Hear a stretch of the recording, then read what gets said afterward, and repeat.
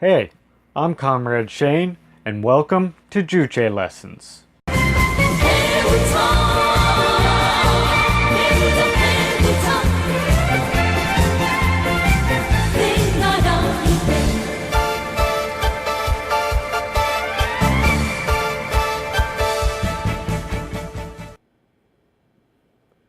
It is likely that many people watching this have heard people say or make claims such as that Juche and Kimilsungism-Kimjongilism is antagonistic to or rejects Marxism-Leninism, or that it alters Marxism-Leninism and is revisionist or deviationist.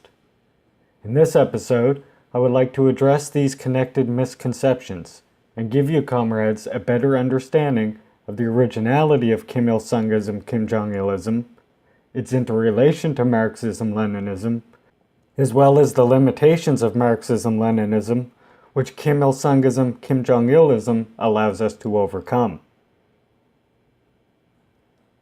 The foundation on which Kimilsungism-Kimjongilism stands is the Juche philosophy, which has an interrelation and connection to Marxism-Leninism.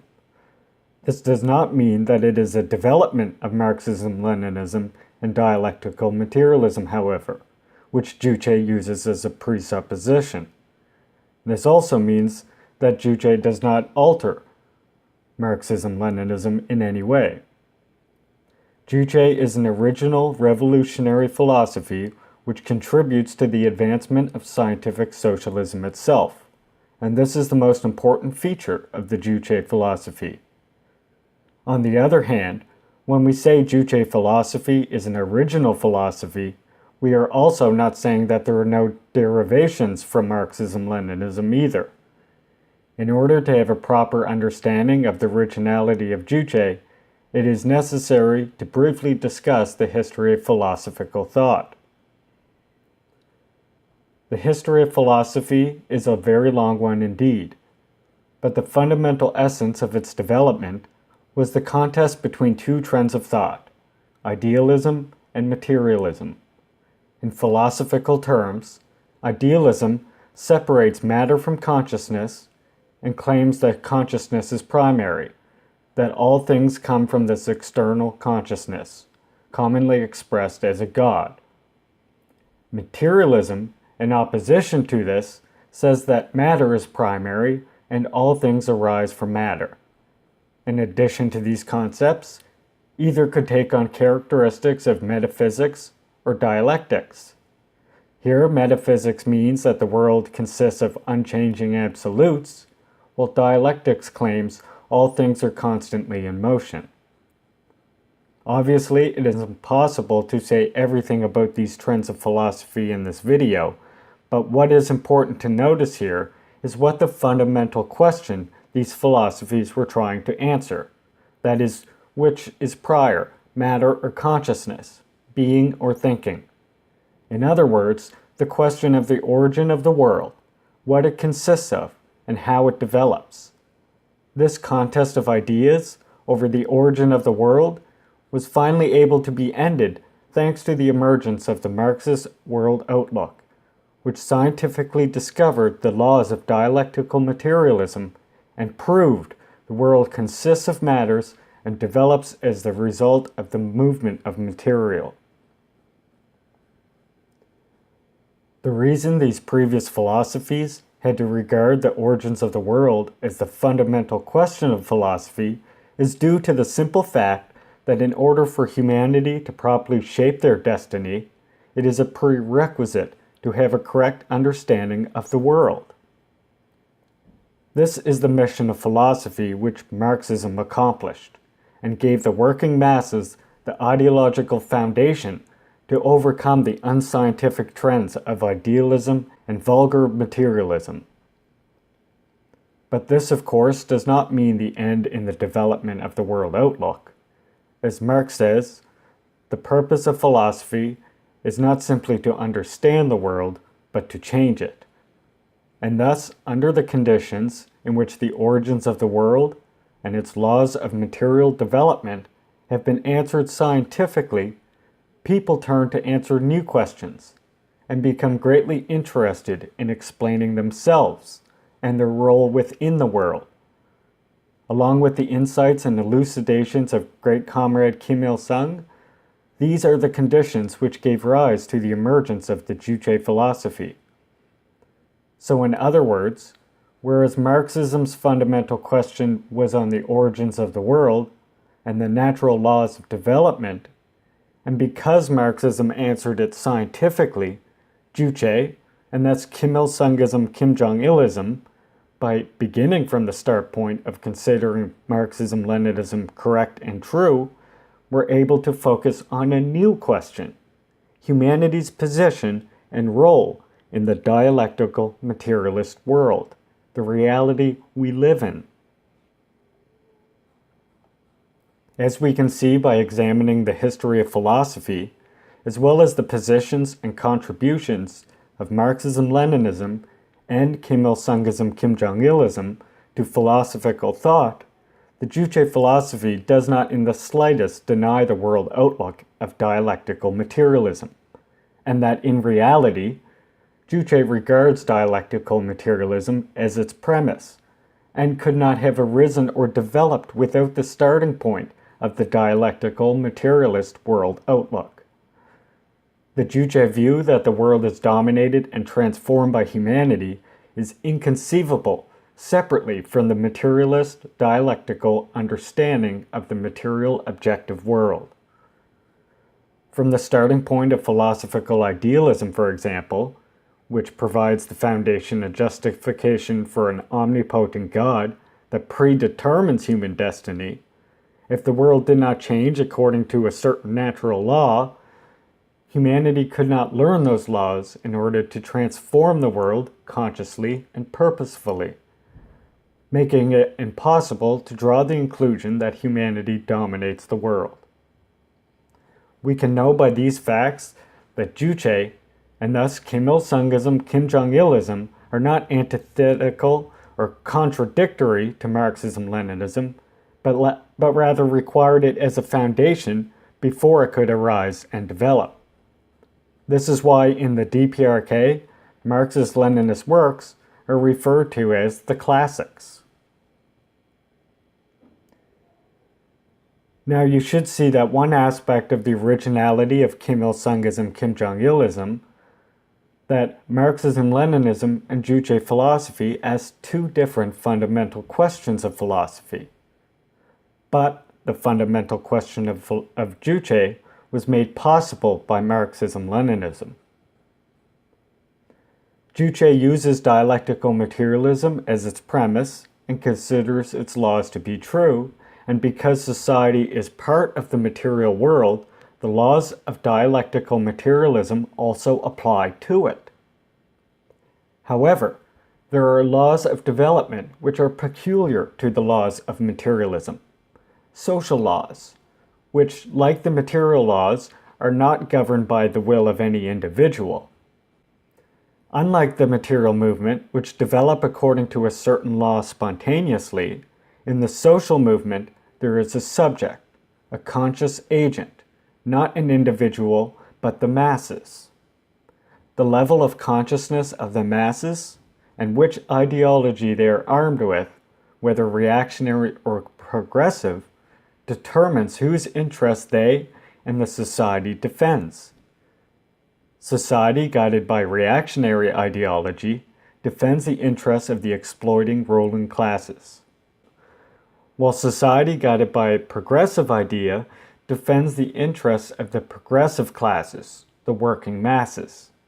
So we can see that Juche philosophy not only recognizes the objective conditions and laws governing them, elucidated by Marxism-Leninism, but additionally recognizes and analyzes the subjective conditions which govern the communist revolution.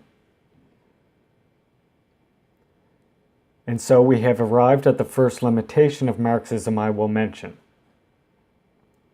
Since Marxism had to focus on scientifically explaining the world against the idealist and metaphysical world outlooks, it is only natural that it had to focus primarily on the material objective conditions, especially in its fundamental question of philosophy. Kimilsungism-Kimjongilism does not deny historical materialism, nor its contribution. It is able to defeat the reactionary viewpoints, and it discovered the material laws of the world's development. Since humanity lives in the objective world and society is inseparably linked with nature, the general law of development of the material world acts on social phenomena. However, if you overlook the social movement being governed by its own law, and if you apply the general law of development of the material world mechanically to social phenomena, it is possible one can acquire a limiting understanding of social history. The social movement is a movement of humanity.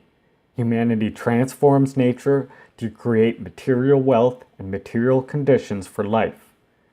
Transforming nature and creating material wealth is an endeavor to satisfy social demand and can only be done through people's social cooperation.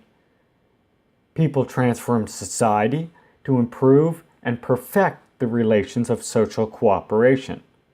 It is humanity who transforms nature and society, and in doing so, transforms themselves.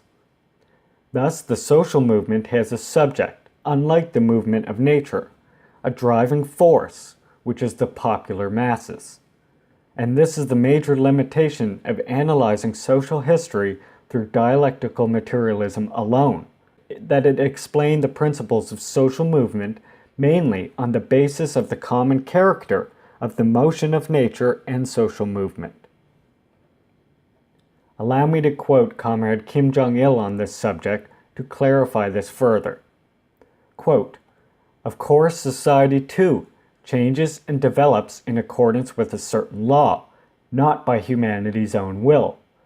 But the action of the law in society is fundamentally different from that of the law of nature. In nature, the law works spontaneously, regardless of humanity's activity. But in society, the law works through humanity's independent, creative, and conscious activities. Some of the laws of society governs every society in general, irrespective of social systems, and some of them govern a particular society. Because all the social laws work through humanity's activity, they may work smoothly, or their actions may be restrained or limited depending on humanity's activity. When I say that social laws function through humanity's activity, I do not deny the objective character of social laws and possible spontaneity in the social movement. If a certain socio-economic condition is created, a social law corresponding to it functions inevitably, and therefore it assumes an objective character as a natural law does. Spontaneity in the social movement is due to a relatively low level of humanity's independence, creativity, and consciousness, and to the absence of a social system under which people can display them to the full. With the growth of humanity's independence, creativity, and consciousness, and with the establishment of the social system which ensures a full display of these qualities, humanity will work better in keeping with the objective laws, and the range of spontaneity will narrow. Social development is the process of the development of the masses' independence, creativity, and consciousness. With the growth in these qualities, and with the consummation of the social system capable of meeting their requirements, the society will develop more and more through the purposeful and conscious activities of the popular masses." End quote. The habit of worshipping Marxism-Leninism blindly is harmful to the communist movement. It results from reading and memorizing the theories and doctrines, but not grasping their revolutionary essence. Marxism-Leninism was never meant to be a dogma, but a guide to action, and must reflect the actual conditions and answer the questions facing us in reality. As great amounts of time pass and conditions change, there are inevitably going to be certain historical limitations revealed, questions which the previous theories did not have answers to, but which we can answer by adhering to the revolutionary character and approaching these questions creatively. Obviously, I can't go into a detailed analysis of the historical limitations within the confines of this video, so I'll have to simplify my examples. Marxism was formulated in the period before the transition from capitalism to imperialism, and they analyzed the historical stage of pre-monopoly capitalism. This was the environment Marx and Engels lived and developed their theories, and they based their analysis of social, economic class relations in Britain, Germany, and other developed capitalist countries. As such, it was inevitable that their theories could not provide practical solutions and answers to questions they had no data for, such as revolution and construction in former colonies and semi-colonies, which make up the overwhelming majority of nations on Earth. Just as their theories could not provide answers to questions of struggle under imperialism. Finally, because they worked in a period before socialist society had been realized, they had limited data on what such a society would look like, and as they were not utopians, they did not delve into utopian fantasies, so their predictions were limited. These historical limitations of Marxism were exploited and its revolutionary essence distorted by opportunists and revisionists. In these conditions, Lenin worked and fought against these reactionary distorters of Marxism, developing new theories which addressed the urgent questions and restored the revolutionary essence of Marxism to overcome the historical limitations which had been revealed through the course of history. Lenin also provided many important answers to the theoretical and practical problems raised in the early days of socialist construction, but died shortly after revolution. So he could not provide specific solutions to the theoretical and practical problems arising in the building of socialism and communism in later stages, as he lacked the practical experience necessary. It is also important to understand that Leninism reflected the requirements of the revolutionary struggle in the initial period following the seizure of power by its working class. Lenin lived in an era when imperialists held undivided sway in the world, and they competed violently with each other for territories. The first socialist state had just been born, and although a breakthrough had been achieved, imperialism retained control over the destinies of people in the international arena in Asia, Africa, and Latin America. They also remained colonial continents. Today we are working and living in a different era, when the revolutionary movement is appearing on various scales and in different types all over the world. The people's struggle is developing independently in a broad and diversified way in the international arena. Their victories weaken imperialism, and so the imperialist powers have largely set aside their direct violent conflicts with each other to ally together in order to check the advance of the revolutionary struggles. It should be evident that Lenin, who lived and worked in vastly different conditions, could not anticipate the legions of problems that have been raised in our present era. To ignore the historical limitations and act as otherwise is to emasculate the revolutionary essence of Marxism rather than to grasp it and provide new solutions to the current urgent questions which uphold it. Let me reiterate that Marxism-Leninism is a guide to action, not a dogma.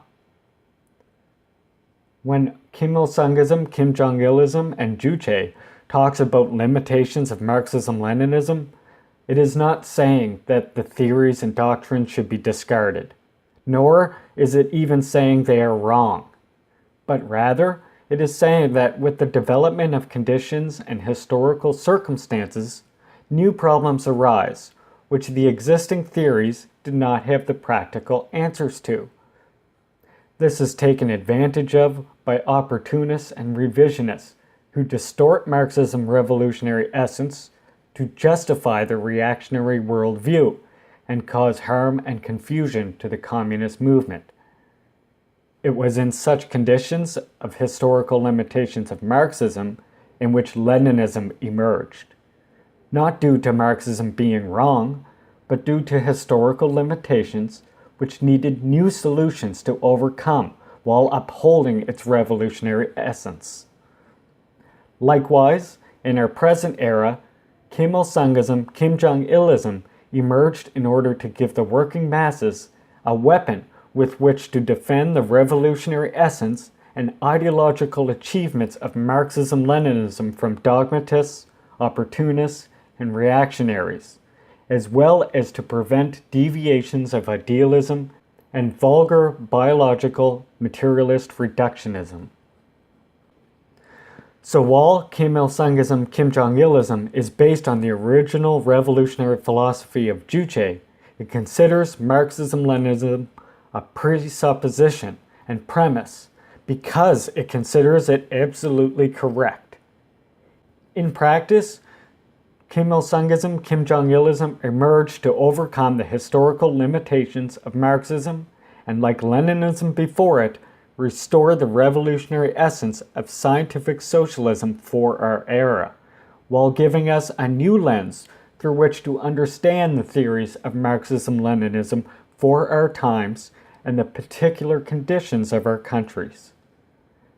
I hope that gives you, comrades, a better understanding of the originality of Juche, as well as the interrelationship of Kimilsungism-Kimjongilism to Marxism-Leninism, and thus why they are not antithetical but complementary. If you'd like me to expand on anything I've said in the episode, please let me know in the comments below.